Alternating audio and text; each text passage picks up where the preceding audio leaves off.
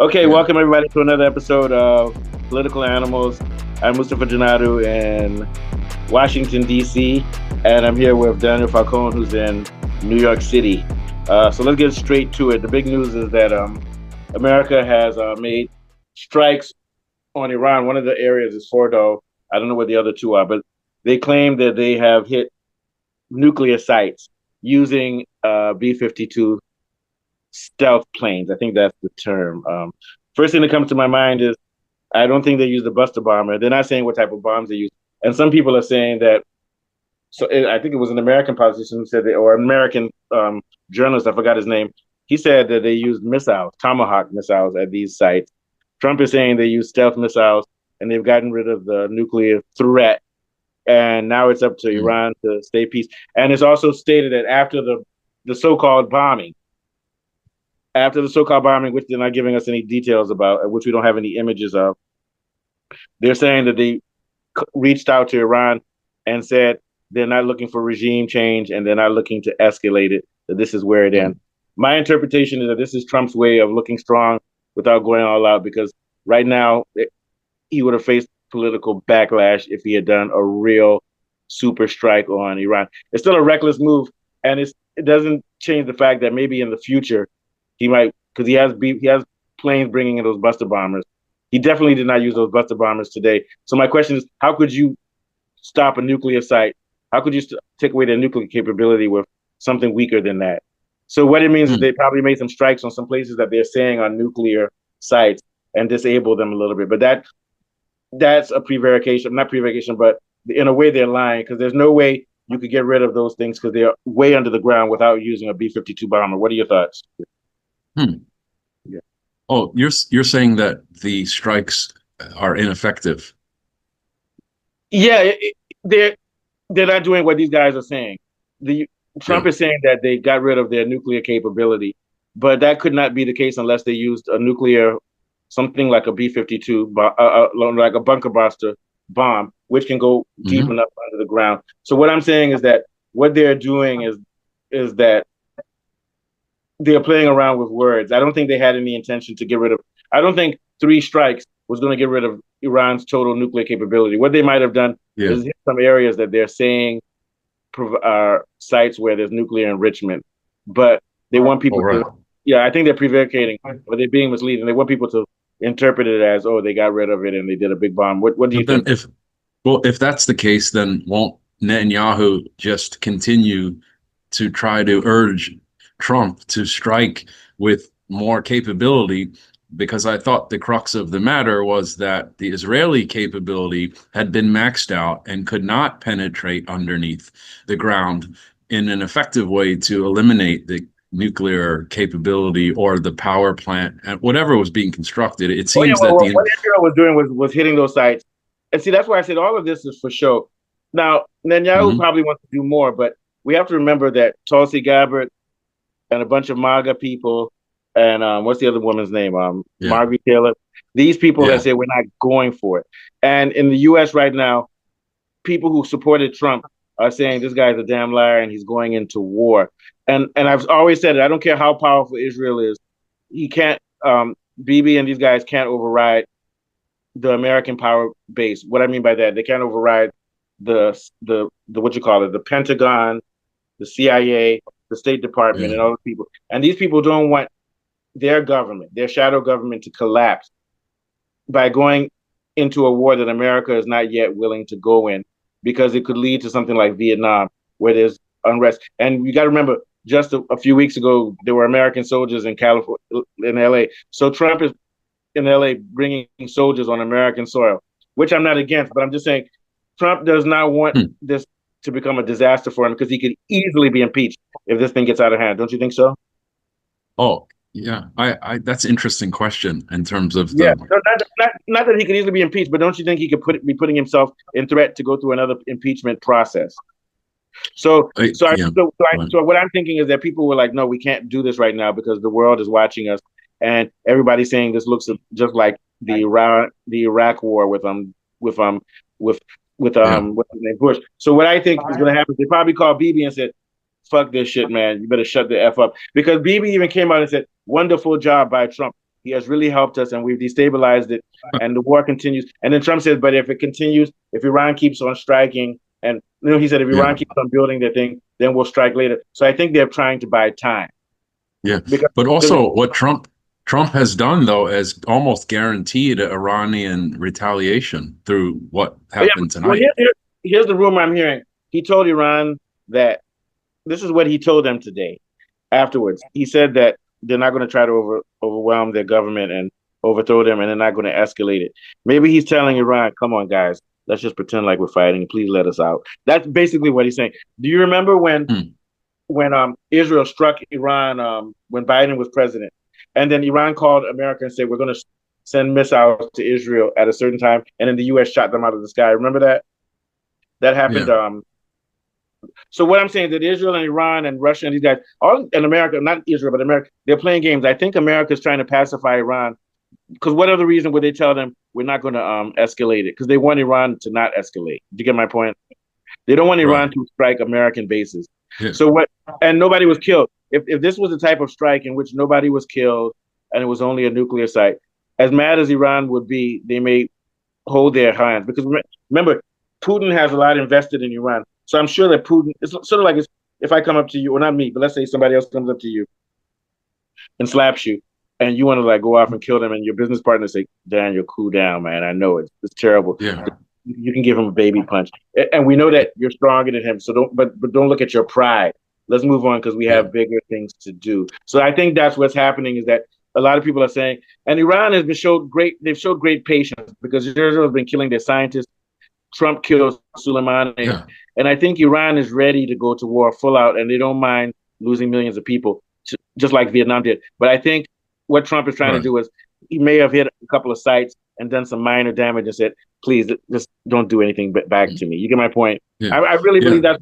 And I think Iran would do it too, because I don't think Iran really wants to see the death of its citizens. Even if for Iran to win this war, all it means is that they would never surrender and then America and Israel would get tired. Yeah. But I don't think they want to go that route, because it will cost a lot of lives. What do you think? I mean, this is all theory because we'll see how things develop tomorrow. But what are your initial thoughts? No, this sounds like what you had been arguing from the outset was that all of the escalation is managed or it's scripted in a sense that the Imperial Project has been scripted and managed. But I don't know, because Trump's foreign policy, again, he's so part of what makes him an effective politician is the demagoguery and the cult of the personality around the multiple choice rhetoric. So you don't know. He even had said, we don't know what we're going to do. I need to think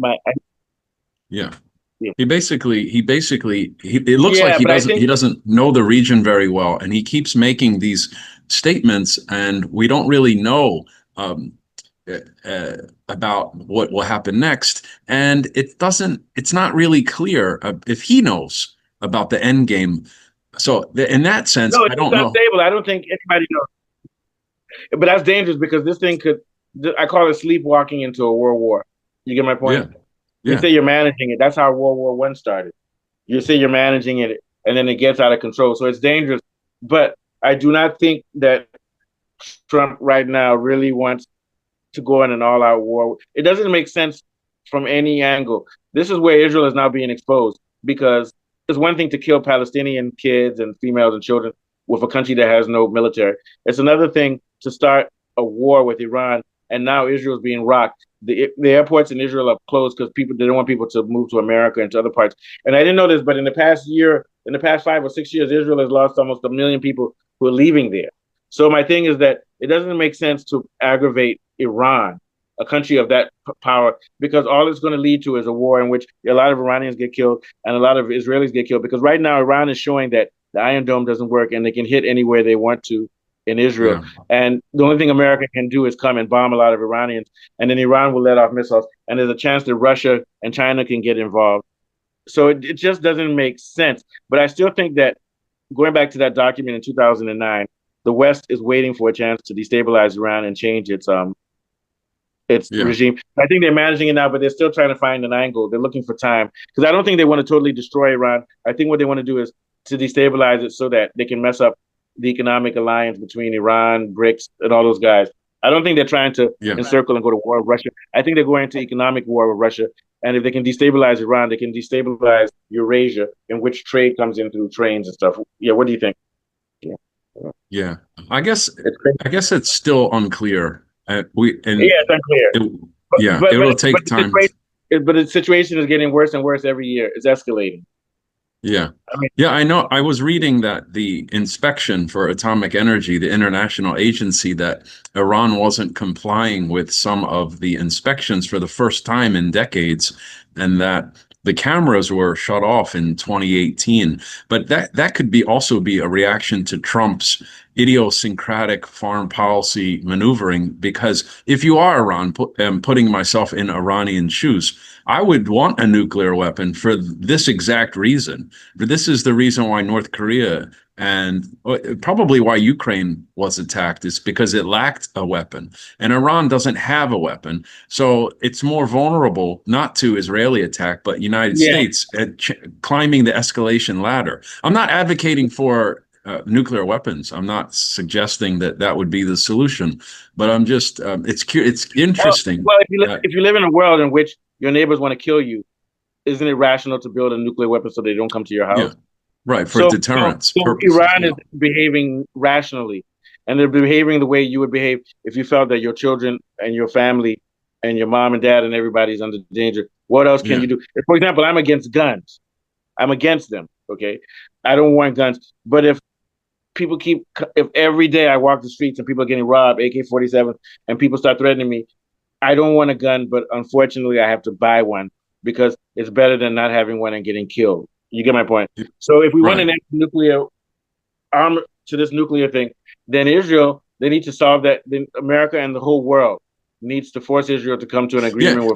The early coverage that I was watching, the news media and the analysts are talking about this today too, leading up to Trump's bombings, is that the media never talks about Israeli nuclear capability, or the fact that journalists aren't even really allowed in any of the occupied areas. The journalists tonight are covering from Tel Aviv. I mean, it would be unsafe, obviously, to go into Iran. Yeah, some of them want to go there, but Israel is cutting all that down. You know, yeah. But with I mean, you already know this, but the media, I don't even know what the point is of watching the news in terms of getting information for this. No, just to know what happened, not why it happened. Like, okay, we know that there was supposedly some strike. We need to know, because we need to make personal decisions in our life. So watch Al Jazeera. I mean, Al Jazeera is still American control, but it at least gives you the events, or BBC. Yeah, right. Yeah, I need to know. I need to know where I'm going to move in a couple of years. So I need to watch the news so I can know where.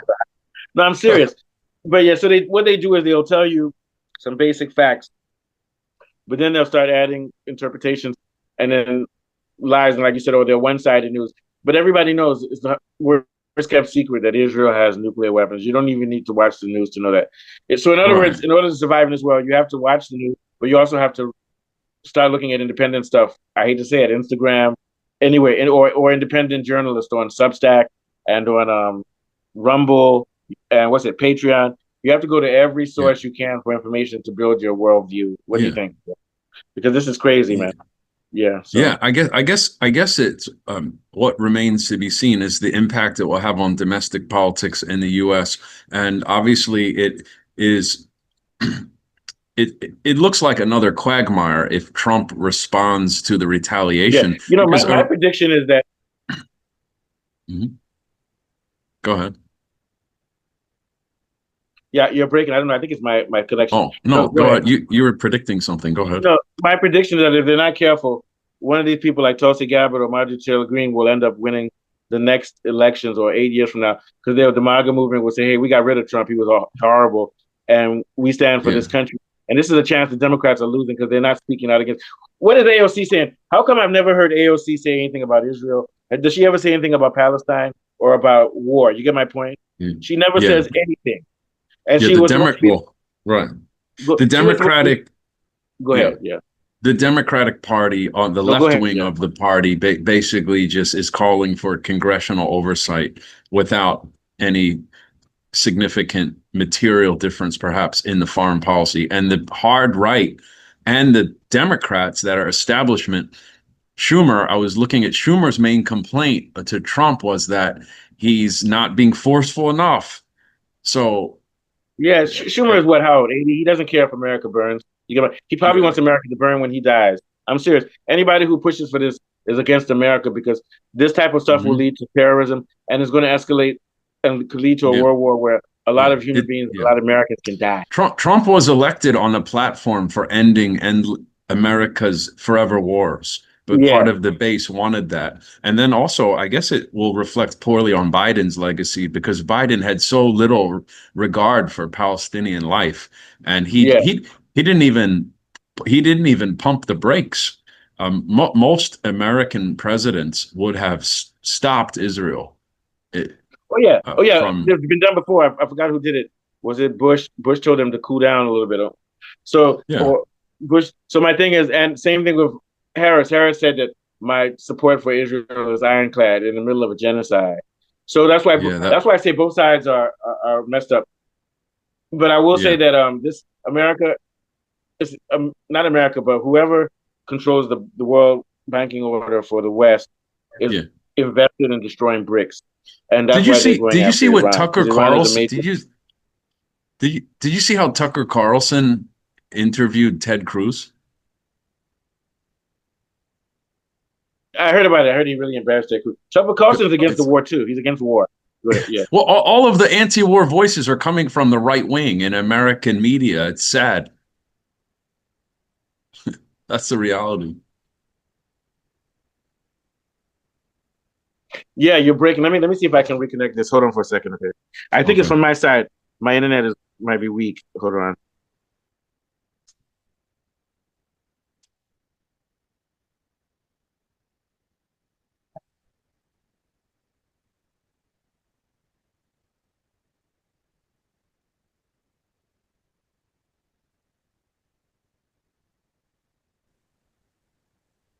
Okay, I'm back. Can you hear me? Yeah. Yeah. No, what I was going to say. This is what I've been saying. If you look very carefully, it's only the right. I'll call the social right. They're against abortion. They're racist. They're against LGBTQ and all that. But they are still anti-imperialist at nature because this goes back to the Civil War. The South was agrarian and myopic. You get my point? They didn't want to be Yeah. involved in. They didn't want industrialization like the North wanted. And so my thing is that these people are not interested in imperialism because they want to scale things down. I think they would rather go back to the days of agrarian, backwards slavery. You get my point? And Yeah. they live in places like Yeah. Mississippi, Alabama, or in the Right. Midwest, Wyoming, Yeah. in which they're not big cities, and in which your survival is based on farming and your environment Yeah. around you. Yeah. And the Democratic Party is built off of big sanctuary cities like San Francisco, um, Yeah. New York, and all of these people are imperial because the bank Wall Street can only survive off of imperialism. Do you see what I'm Yeah. saying? And this Yeah. is the problem. And think about it: the Tea Party. What was her name? Colin. The Tea Party was really the first MAGA. It was just a bunch of moms who have rifles and want a right to have guns. They weren't about war and everything. So that's a good.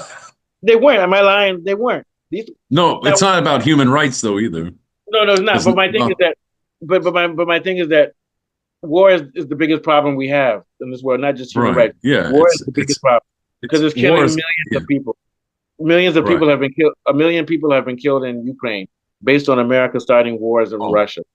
yeah. And and this whole Yeah. issue, we put up nuclear weapons in Israel, and we're now almost at the point of a nuclear holocaust.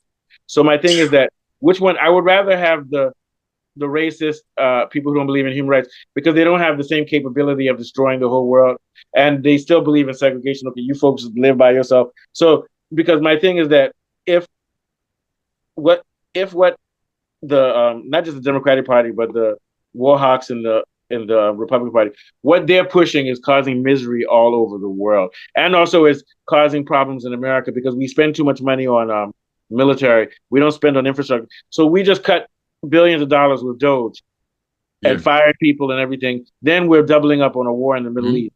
It doesn't make sense, you know. It Yeah. doesn't make sense. Yeah. Yeah, I do. I also think that Trump, to the voters that are upset with him for initiating this, or for Yeah. even before tonight, Trump was saying we.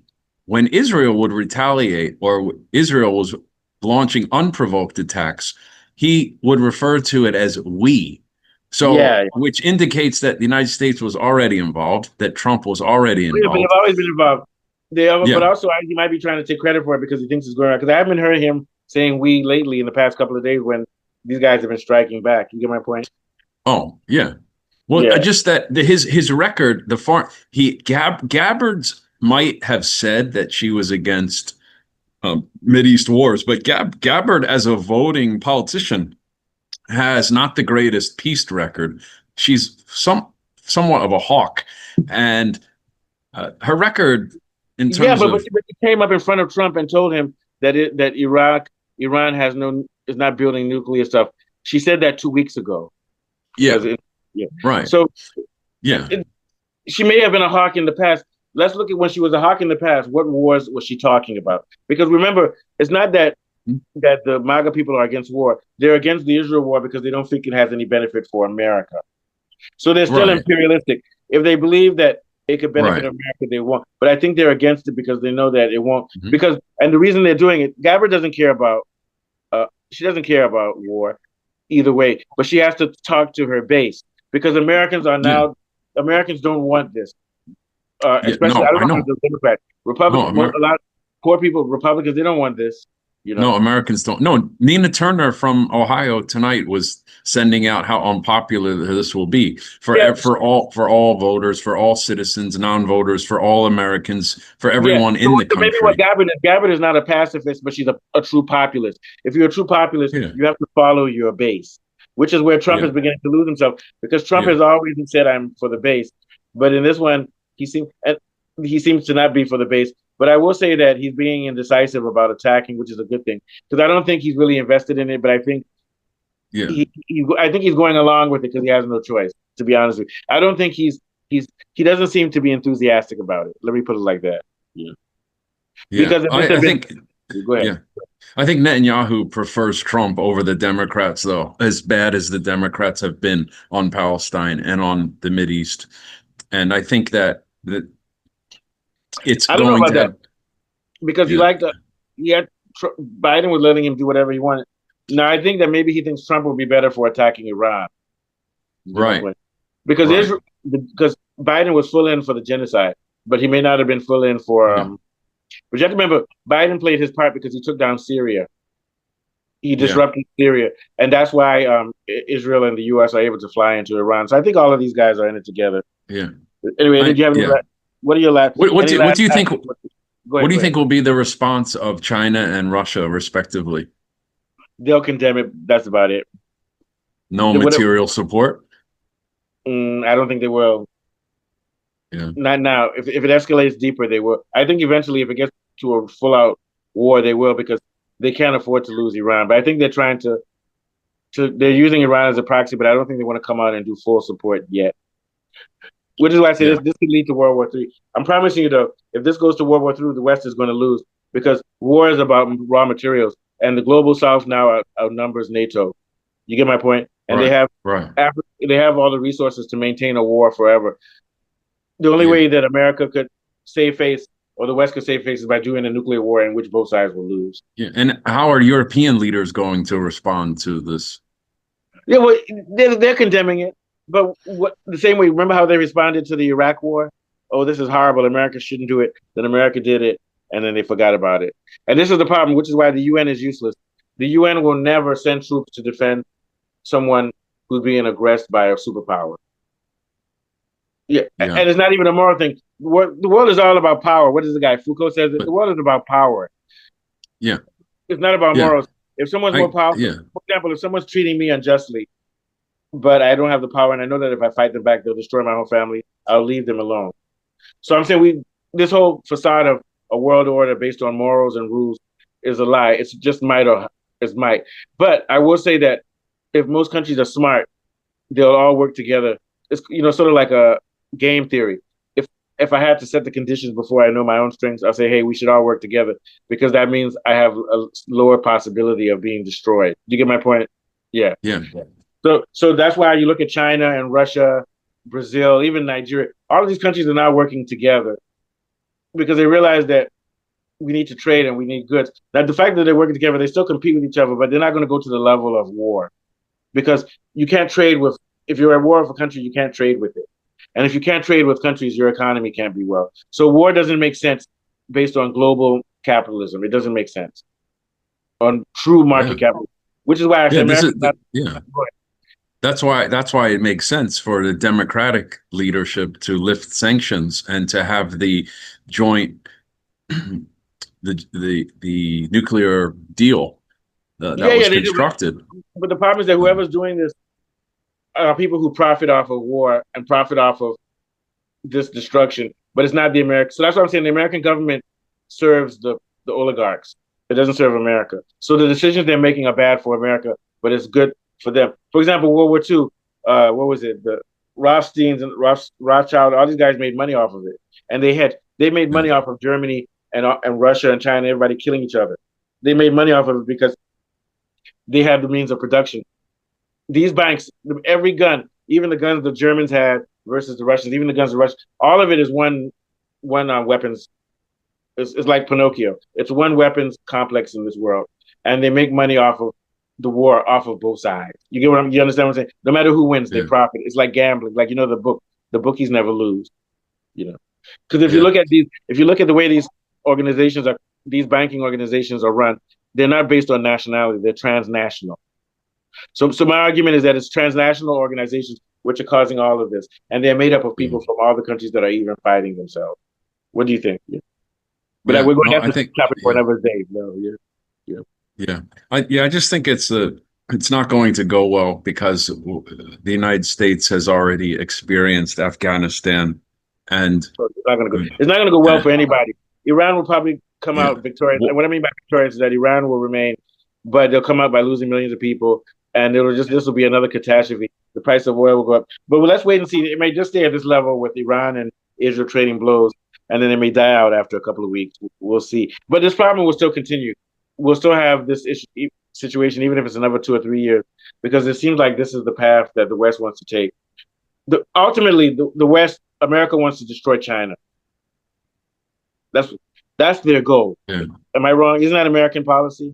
I get, well, in the broader scheme of things, a Cold War. But not only that, but don't we say that we want to destroy China because their economy is eating us up and everything? China, for example, wasn't the U.S. telling Taiwan that they would give them weapons and stuff when Biden was in office to encircle? What if they were to attack Taiwan as the United States is overextended at the moment? What if? But here's the thing: how can China attack? Do you know that the UN and even America recognizes that is a protectorate of China? You know that? Yeah, right. So why would China attack its own protectorate? They would only attack Taiwan if Taiwan tried to break off, like a civil war. Right. It's sort of like Puerto Rico. You see what I'm saying? This is what the Americans say. There's no reason for China to attack. Now, but if they see that Taiwan is building up weaponry to try to break off, then they'll have to send. But that would be considered it wouldn't be considered a war between two countries because the UN does not recognize Taiwan as an fully independent. Do you think the MAGA movement will be a rupture in the MAGA movement? It might, because if the MAGA, a lot of people will say it was MAGA. If a lot of MAGA people will believe that the whole Republican Party betrayed them, and then that's how it'll fall apart. Or it could go the other way. Within the Republican Party will be taking a stronger hold as a populist movement. And you're beginning to see Black people and Hispanics join the Republican Party. The Republican Party might actually be more diverse than the Democratic Party eventually, where the Democratic Party would only have Black people and whites. And most of them are upper middle class.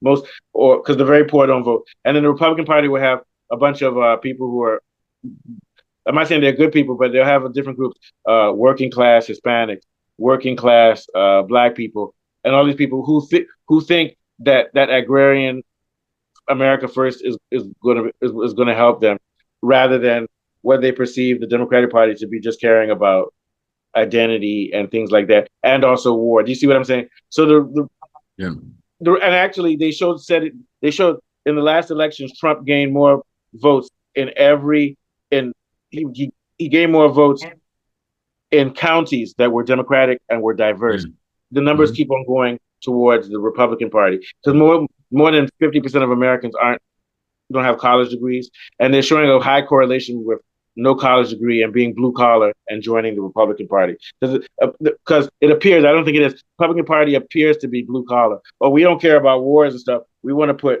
tariffs on China so that we can have jobs. That's working class. So what I'm saying is that the Republican Party is going to be the working class party if the Democratic Party keeps on like this. What do you think?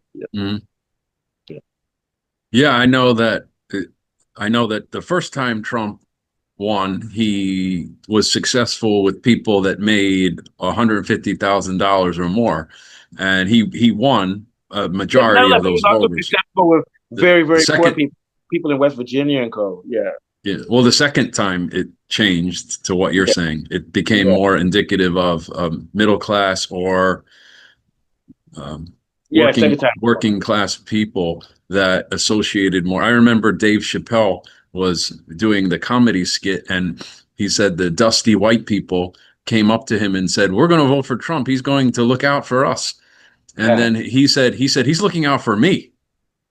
He's looking out for people in an income bracket. But that was the first time. That was the first time. But if you look at the Democratic Party, they're doing the same thing. They're not looking out for the poor. Nobody's actually taking. Nobody in America right now, neither party is worried about. I'm trying to get these places: Nebraska, Alabama, all these places that are highly rural and are not high. They don't have high metropolis areas, and that's the heartland of America. That's supposed to be where agriculture and things come. And it just seems like we've got an economy now where go to Trader Joe's and buy. You understand what I'm saying? We're not producing. I thought the United States Congress would be call an emergency session tonight. But your point would be this is not a major thing. I think this is like right. This strike by Trump. I think it's just to save face for now, but that doesn't mean we're out of the woods at all. You get my point? It doesn't mean so. All right, so that's it. Any last thoughts? Because I think we're supposed to do something tomorrow at 11 or something. Yeah. Oh, okay. Yeah. Tomorrow. I'd have more time to read about. I mean, the analysts. I've been. Yeah. Go ahead. So some of the you would like some of the podcast. Maoun Rabbani, the Middle East Institute policy analyst, but he's been talking with Doug Henwood. He's also been talking with Daniel Denver on The Dig. I mean, this is good information. Richard Falk is someone I've been talking to. He's one of the former UN rapporteurs. F-A-U-L-K? F-A-L-K.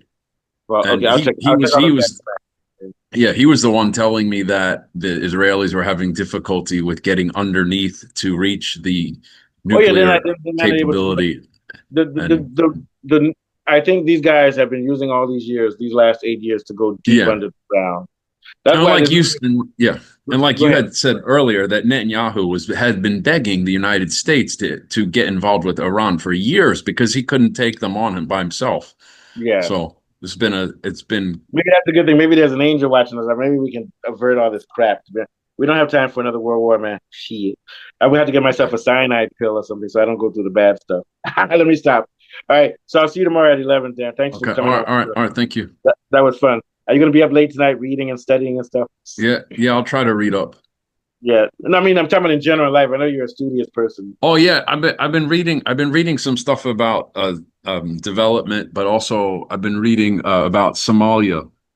That's another one they don't talk about.